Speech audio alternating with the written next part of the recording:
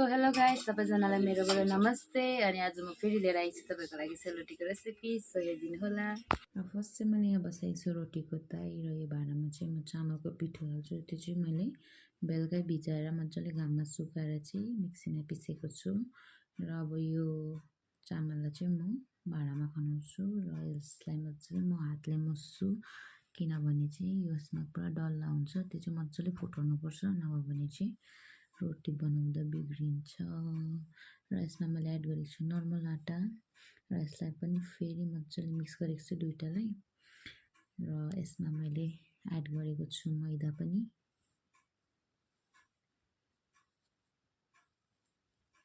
र यो चाहिँ रोटीको मसला हो, यसलाई पनि हाल्नुपर्छ अलिकति फ्लेभरको लागि। यो मसलाको चाहिँ मजाको फ्लेभर आउँछ नि त खाँदाखेरि। अन्तखेरि चिनी पनि एड गरेको छु। तपाईँले जति बनाउनुहुन्छ त्यो अनुसार चाहिँ हाल्नुपर्छ। र यसमा मैले लौङ पनि हालेको छु, लौङ र अलैँची। र यो सोडा पनि हाल्नुपर्छ। अनि मैले चाहिँ दुध पनि हालेको छु, तपाईँले हाल्दा पनि हुन्छ नहाल्दा पनि हुन्छ यसलाई चाहिँ। अनि मैले पानी हालेको छु। यो पानी हालेर चाहिँ मैले मजाले यसलाई मुसेको छु। र यसलाई चाहिँ मजाले मुस्नुपर्छ, डल्ला चाहिँ हुनु हुँदैन यसमा।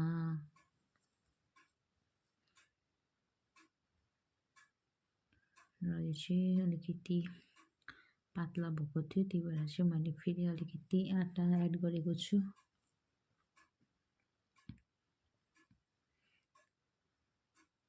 र यसलाई यसरी मजाले चलाउनुपर्छ हातले।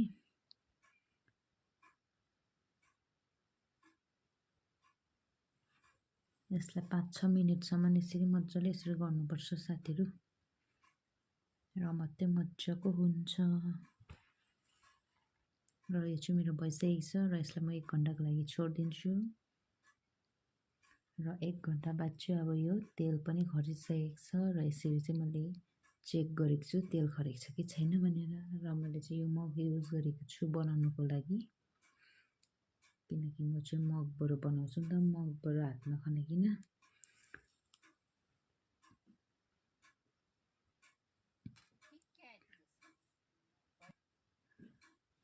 र अब म यहाँ चाहिँ बनाउनु आँटेको छु।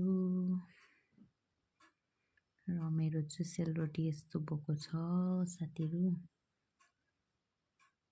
म चाहिँ यसरी बनाउँछु। र मेरो हात चाहिँ हेर्नु न यस्तो हुन्छ कि। मैले रोटी बनाउँदाखेरि चाहिँ, सेलरोटी बनाउँदाखेरि चाहिँ चुल्हा चाहिँ यस्तै हुन्छ है। तपाईँको चाहिँ कस्तो हुन्छ? म चाहिँ भुइँतिर